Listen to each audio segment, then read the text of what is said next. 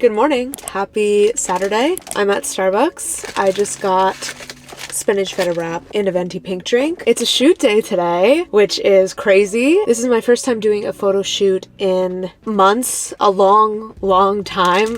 First time in 2023 that I'm doing this. If you guys are like, a photo shoot, what is this? I am a photographer. I used to mainly see myself as a photographer. That was like the thing I wanted to do when everyone asked, oh, what do you want to do long term? What's your dream? It was to be a full-time freelance photographer. But I haven't shot in a very long time, so as you can probably tell, things have changed a little bit. I won't lie, the thought of getting back to photography has been really daunting. When I spend a long time away from it, or when you spend a long time away from any, I feel like, pursuit, it can be really intimidating trying to get back into it. Hold on, let me take a bite of this because I need to be fueled and energized.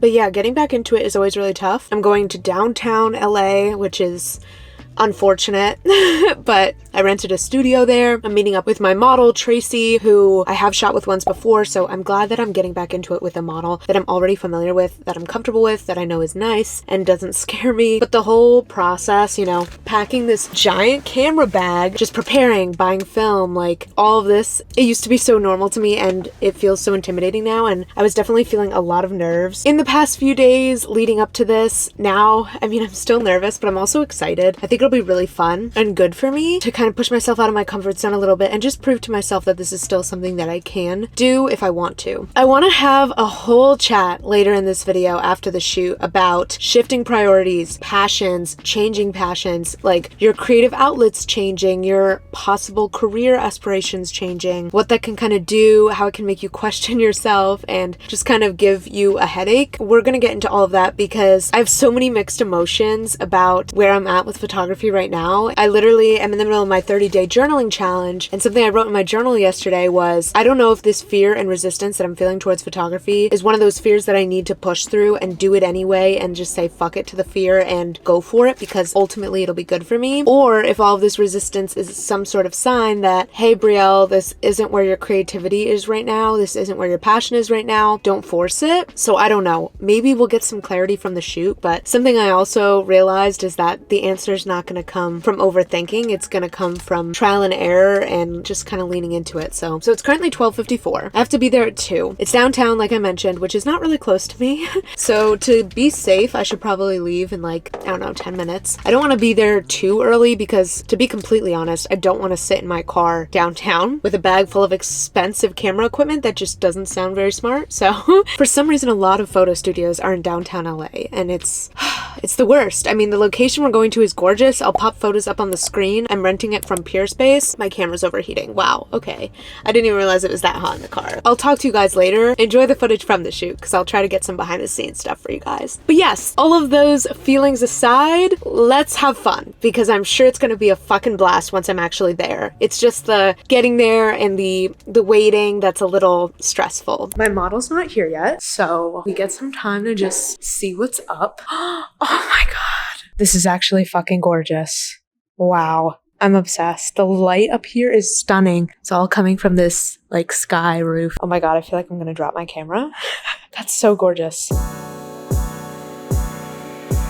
Let's do some stuff with like arms reaching up and then we'll pull it back and get the window more. Oh my god, cool, yeah. Sick. Okay, let's get some window in here. That's so good actually.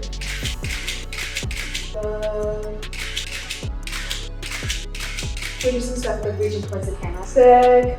This is like your peak form. Like you look so good. Look at you. Dead. Sick.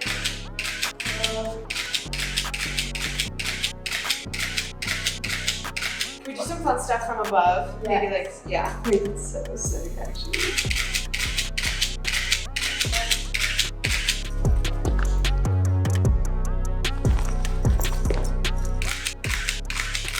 Wait, that's so good. Okay, we just finished. This is Tracy. She was the model. She's wonderful. I love working with her. Literally best photographer in the world. Thank Thank you. Period. This is our second shoot together, and I think it went really well. Okay, bye. Hi, I am cozied the heck up in this blanket, drinking a matcha because I'm fucking exhausted. That shoot was only 2 hours, but shooting always just makes me so fucking tired. Like, it just takes a lot out of me, you know? I mean, I'm moving around a lot, obviously, but I think it's also like the adrenaline, the nerves, the excitement of it all. It makes it very exhausting, but that was so much fun. I really enjoyed myself. I feel like it came back to me very quickly. I didn't feel out of my element. In fact, I felt more comfortable than usual and more willing to assert my ideas and not being afraid to be a little awkward, be myself a little bit more. I feel like my personality was more authentic, and maybe my time off did help with that, where I felt like I could show up more just as my current version of myself, the very honest version of myself. I do kind of have that shooting bug a little bit, not to the point where I'm like dying to schedule my next shoot, but where I'm like, oh yeah, I remember how fun this is now and how not intimidating it can be. Like, genuinely, I think viewing photography as a strict hobby, not something I'm trying to monetize, not something where I'm trying to make it as a photographer, just viewing it as this is for fun. This is a fun activity to do in a day, and it's fulfilling and it's creative and it gets my creativity going, and honestly just is a fun way to spend time. I think if I take that pressure off myself and don't worry so much about impressing models or wanting people to work with me or even the results of the shoot and how well it turns out, like, I think that it can be a very healthy hobby in my life. And that's, I think, how my approach to it has shifted. I want to talk a little bit about shifting priorities, passions, figuring out what you want to do with your life and how you want to spend your time, and how identity fits into all of this. Just like a little heart-to-heart chat, because this is something that's been on my mind so freaking much. Hello from Future Brielle. I wanted to jump in here before we get into the conversation in the rest of the video. I just got my photos back and I wanted to share them with you guys. I'll pop them up on the screen.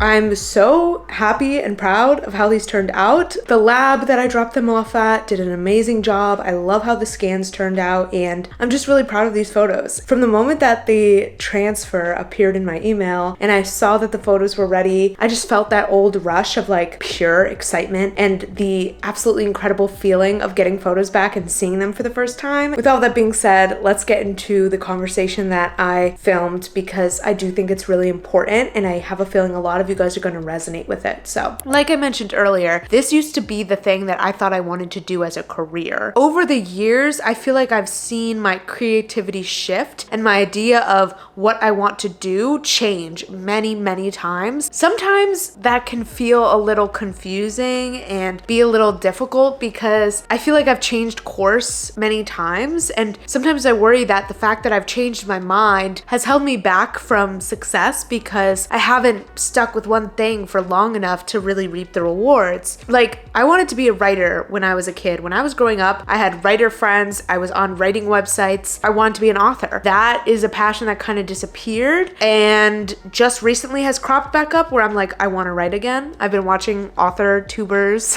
and I'm like, wait, that looks so fun. Why do I suddenly want to like be a fantasy writer again? So that has cropped back up, but that disappeared for years where I had no interest in doing that, or it sounded vaguely interesting but wasn't a priority. Then I went to film school. I was like, okay, maybe I want to be a director. Then I was like, no, I want to be a photographer. Now I'm doing this YouTube channel. I've been doing singing. So I'm like, do I want to do singing? I don't know. Like, all of these creative passions, sometimes they hurt my mind because I'm just like, what is the right path for me? What is the thing that's going to be my thing? And every time I think I have it figured out, new things get called up into question. Being a freelance photographer has been the goal that I've said to everyone in my life for years, and potentially losing that part of my identity. First in the pandemic when I wasn't shooting, then I came to LA, I was shooting a ton, I was back in it, and then I took like a year off when I got my full-time job, my current full-time job. And that was a bit of an identity crisis again, but like I mentioned in the beginning of the video, I also wasn't feeling drawn to it, and YouTube was just where I wanted to put my time and energy. It felt very natural to invest myself in YouTube, and it didn't feel natural to invest myself in photography anymore, and I didn't want to force it. So I really don't have like a conclusion. This is just genuinely something that I've been navigating, I guess, and thinking a lot about. And I'm sure there are other people that feel this way, where you're not set in stone on one specific calling. The one thing that I know I want and that I can work towards is being self-employed, being a creative, and YouTube is the formula to get there in my mind right now. Like, that's what I view as my entryway to being self-employed and being a creative, because I do feel very creative when I do this. And I feel so naturally motivated with YouTube. Like, sure, there's times where maybe I'm working on it a bit too much and I need a couple days break, but after a couple days, I'm like, okay, what am I filming? What am I editing? Because I find this so fun and fulfilling. It's been 2 years where I felt that way about it. So for that reason, I really feel like it is here to stay. And I love that it can evolve with me. You know, my content is not the same as it was when I first started this channel. And I don't plan to get into a very specific niche and not be able to talk about other things, because I like that this could potentially evolve with me over time. It's really difficult navigating where to put my time, which passions I should be prioritizing, what I can bring onto my plate and what I should leave off of it, which is why I also am like, maybe I just shift how I view photography, maybe writing, to be strictly a hobby for now, strictly a hobby, so that they don't feel like something I'm adding to my work plate, if that makes sense, because I love YouTube and I enjoy it so much, but I've always viewed it as a business, kind of. Like, even before I was making money, I had the vision for it to become a business. And that part of it has always been exciting to me. I never saw it as strictly a hobby, because the thought of wanting to be able to make money from it and do it like as a part of my job has always been there, right? So maybe it's just a matter of allowing certain creative interests to be passions right now and other ones to be things that I'm trying to monetize, and having an ecosystem of both of those things, allowing myself to explore different possible interests like writing, like photography, without the pressure of like, this is the direction I'm choosing, none of that, but more so just like, okay, I'm working on YouTube right now. That's like my hustle, so to speak. That's the thing that I'm trying to build in terms of income, in terms of a platform. But that doesn't mean that I can't have fun doing other creative things, and maybe writing for fun or doing photography for fun will eventually grow into an interest in, again, pursuing that more seriously in terms of income or as a part of my identity, an integral part of who I am and what I do. But for now, I don't need to put that pressure on them. Identity is a huge thing too, because here's the thing. When I got my current full-time job and I stopped shooting and I lost photography as part of my identity, I didn't feel as interesting in social situations. Up until that point, a lot of what I would talk about with friends and stuff was the shoots that I was doing, or look at these photos I just shot. I would get a lot of compliments from people on my photography work. And once I lost that, it felt like I didn't have anything, because nobody knew about my YouTube channel. No one in my life knew that I was filming videos. So every weekend I was going off and doing this thing that took hours and hours, took up my weekend basically. And when my friends would ask, oh, what have you been up to? What have you been working on? What have you been doing? I wasn't shooting, so they weren't seeing my photos on Instagram. I didn't have anything to talk about there. No one knew about my YouTube channel. So my answers were always just kind of like, nothing's new, working my job. I wasn't telling people about the YouTube channel out of insecurity, but I kind of felt insecure anyway, because I was like, God, I'm so fucking boring.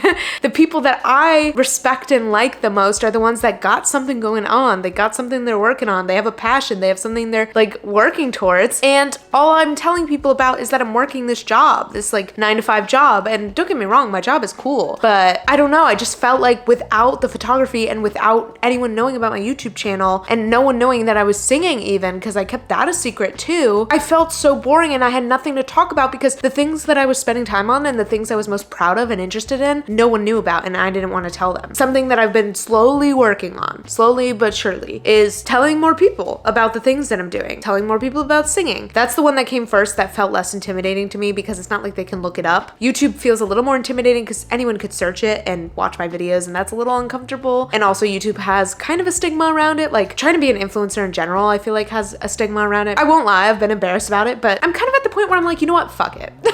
I would just rather people know about these things because I'm proud of them and they're part of who I am to myself. Like, these are integral parts of who I am in this moment. Again, my interests, my passions might change over time, but in any moment I have something that feels like part of me and part of my identity. And so I felt like I was doing myself a disservice by not presenting the things that I was most proud of and liked most about myself to the people in my life. And I wasn't even giving them a chance to maybe be supportive, or it doesn't even matter if they were supportive. Like, there are people that I'm friends with that probably would judge me a little bit for making making YouTube videos. But I'm at the point where I'm just kind of like, I don't care. My image in other people's mind, it just doesn't really matter to me as much anymore. I care more about presenting myself to the world in the way that I want to, and just being able to be myself and not have to avoid entire subjects just because I'm embarrassed about them. Like today was kind of huge for me because I asked Tracy if I could film some clips for a vlog, and that's not something I've said to a friend before. Like, hey, can I film for a vlog? Even getting her in the clip, I was like, wow, this is like new territory. So that was like huge for me, where I was like, I'm starting to tell people about this. And yeah, it's scary. Yeah, it's a little bit embarrassing, but I feel like I'm at the point where I'm ready because I'm proud of my channel and I like the content I'm making. Wrapping it back up, pulling it back to identity and all of that. Losing photography once felt like losing my entire identity because I wasn't publicly talking about any of the other creative things that I'm doing. And now that I'm starting to talk about the other creative things that I'm doing, that uncomfortable feeling that came from not shooting and having people be like, why aren't you shooting? Are you gonna do a shoot? That uncomfortable feeling that came from losing my identity in a sense is kind of gone. And I feel a lot more comfortable with the multiple passions that I'm pursuing now. Not all of my eggs are in that photography basket anymore in terms of fulfillment, in terms of side hustles, and I think that that's okay. And just because I've decided photography isn't necessarily the thing I'm trying to turn into a business right now doesn't make it a less valid part of my life. And I always am also reminding myself that you can pivot a million fucking times. Just because I haven't been shooting for the last year doesn't mean that it's not going to be a big part of my life at some point in the future. Just because you take a month off of YouTube doesn't mean that you can't come back with a vengeance. Like, breaks and pauses and shifting priorities aren't a death sentence to anything. You know, you could spend 10 years on one career path and then decide to pivot and go a completely different direction, and that's fine. Like, pivoting is normal. Your passions are going to change, your priorities are going to change in different phases of life. There's no point in guilting yourself, beating yourself up, questioning it. Just allow it to happen. Instead of stressing about, okay, am I a photographer? Am I a writer? Am I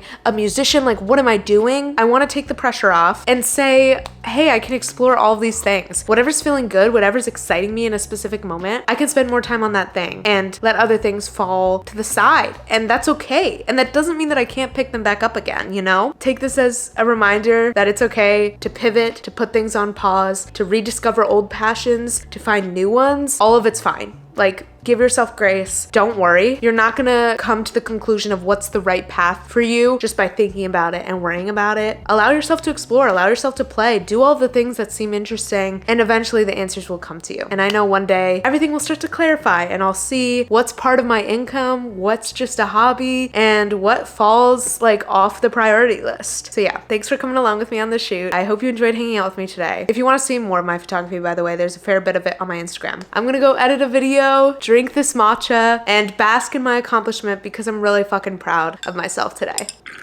Bye guys, I love you.